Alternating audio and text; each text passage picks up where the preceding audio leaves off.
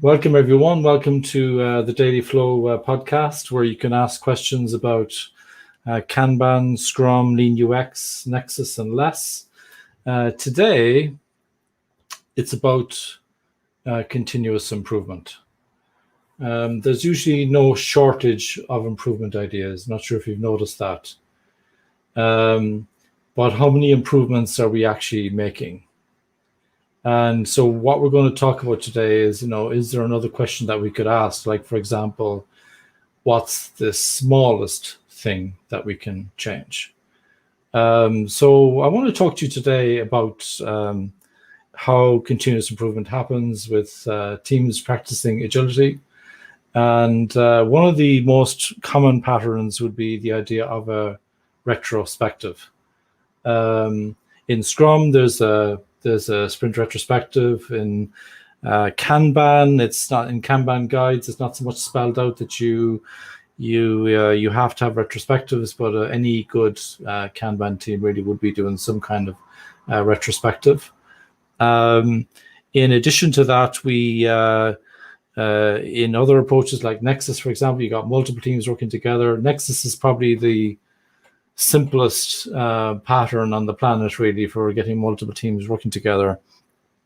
Nexus has a Nexus sprint retrospective, so each team might have its own retrospective, but ultimately there's a kind of an overall retrospective, if you like, called the Nexus sprint retrospective in Nexus. Also, in less, teams can have their own retrospectives, and then there's an overall retrospective, which I think is a touch of genius. I'm going to get onto that later on.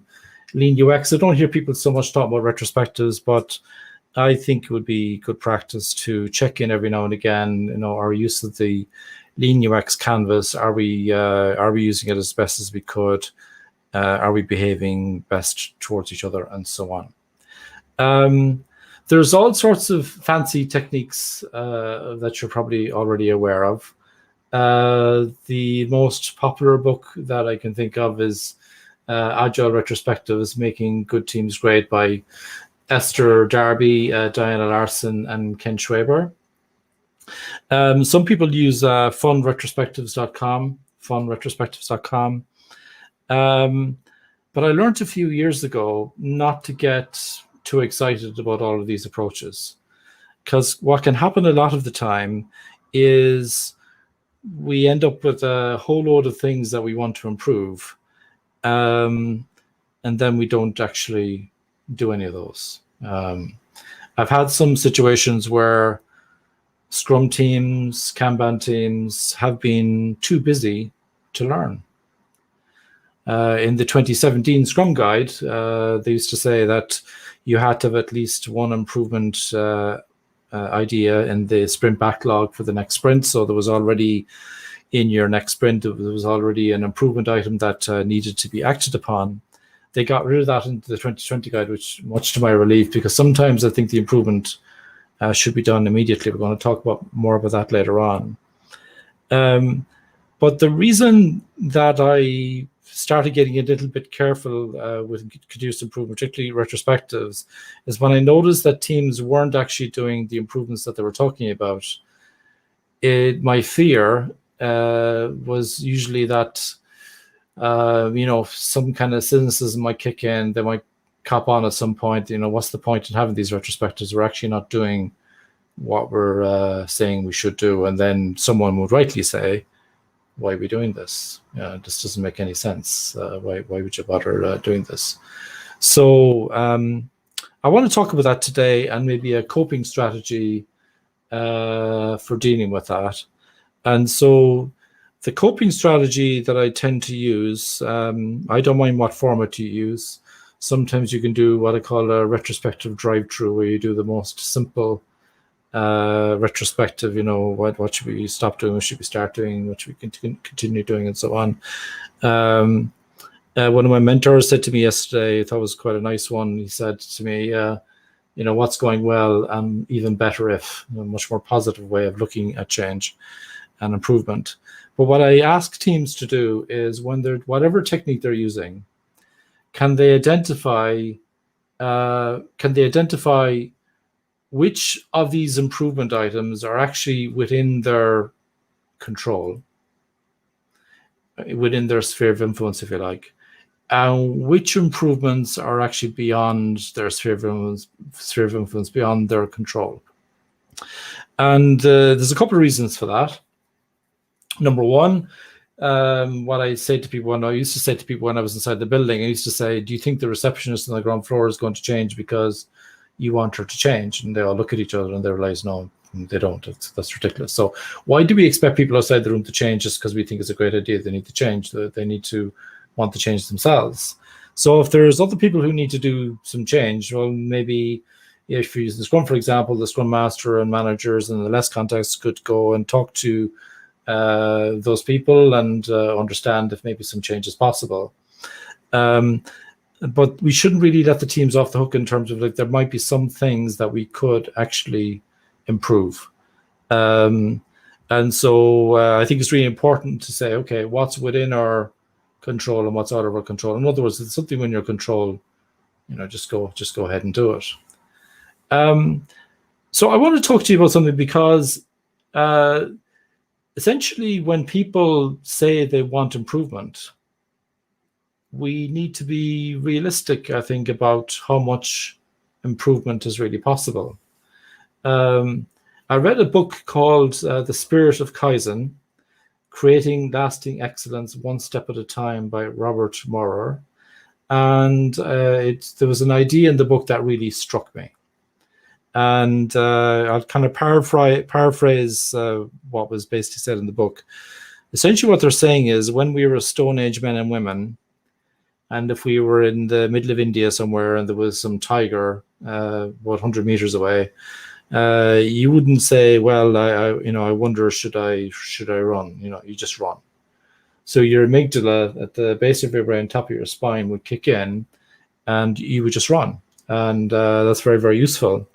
But apparently, when there is a large change, like something that's a big amount of work, it also triggers the amygdala. So we metaphorically get our spears out to kill that change, to kill that improvement. In addition to that, I think we all understand at this point that, saying we should do this and we should do that, there's really no shortage of things that we should do. And so the really interesting question that Robert Maurer asks in this episode is, what's the smallest thing that we can change? The smallest. Because we want it to be something that's doable. If you're doing Scrum, you might do a Scrum values radar diagram. You might identify some Scrum value you want to improve. And the team might be saying, well, they want to do this, that, and the other to improve that. And I say, no. What's the smallest thing that you can change? And they can usually agree that pretty quickly. It's action-oriented. You implement it straight away. No need to have an improvement item in the next sprint. You just do it immediately. If you're doing Kanban, you could do the same. Whatever your next round of work, your next week, your next month, or whatever. What's the smallest thing that we can change? And what I can tell you is, since I started implementing that as an approach, the teams who do that, they do that smallest change. Then in the next retrospective, I ask them again, what's the next smallest thing they can change? And they do that change. And then a few retrospectives in, I ask them to look back at the small things that they changed as they went along. And they surprise themselves with how much progress they have actually made. In liberating structures as well, they talk about 15% solutions, where you don't have a perfect solution. You try to find something to just get you moving in the right direction. And that's my little tip for you today. Ask the question, what is the smallest thing that you can change? There's loads of things that we should be doing. Shoulds are kind of annoying. We don't do them a lot of the time unless we've got really, really good willpower. Delivery kind of gets in the way.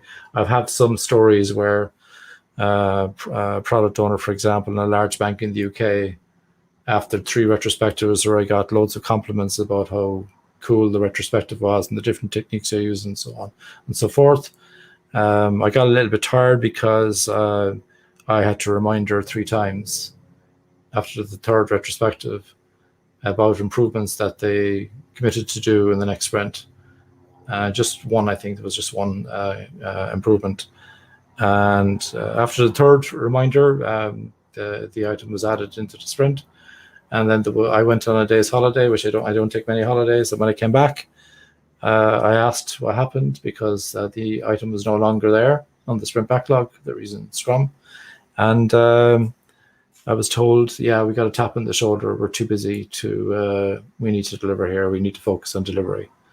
So it's a bit of a kind of a hamster wheel situation when you're really just too busy to learn, too busy to improve. And the essence of agility is continuous improvement. And if you're not doing that, there's something wrong.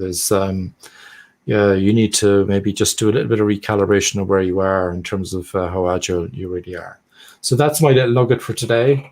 What's the smallest thing that you can change? And I can see Catherine from New York. Welcome. Thank you very much for joining.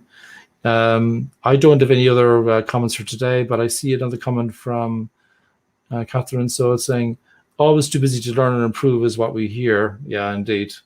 It's I hear it very, very often, and call me a cynic, but now I kind of use this, what's the smallest thing we can do to improve with almost all teams, and even the highest performing teams I work with really. So Mike is asking a question. Sorry if this is pedantic. Do you mean the smallest thing that adds value? The smallest improvement. So the retrospective is about improvements to your ways of working, to how you interact with each other. I'm not talking about delivery. I'm talking about, because we've no problems focusing on delivery. Sometimes we need to step back and reflect about how well we're delivering and how well we're operating as a team. In Scrum, you get your increment, you get your done increment, which hopefully is potentially valuable, and you get value when you release it and you get some feedback.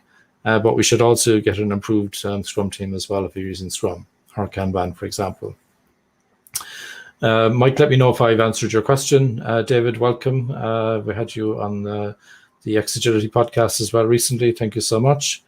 So reflection and sharing of learning narratives is a key aspect continual development. Yeah, I go along with that. I really enjoyed talking to David recently on the X-Agility podcast. We talked about narratives and really trying to build a story, if you like. I'm kind of oversimplifying for my simple little brain, but trying to build a story that people can kind of get behind and they understand, where they're going.